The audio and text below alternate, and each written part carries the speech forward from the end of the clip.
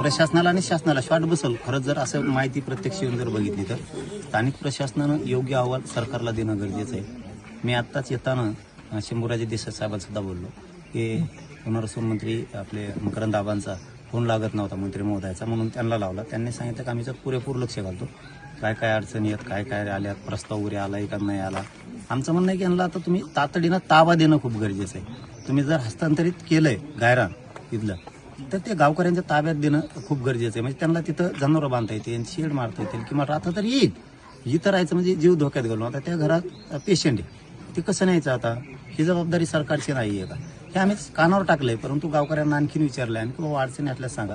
यांचं एक शिष्टमंडळ आम्ही शंभूराजे साहेबाकडे पाठवून ते मकरंद आबाकडं पाठवतो, पुनर्वसन मंत्र्यांकडे.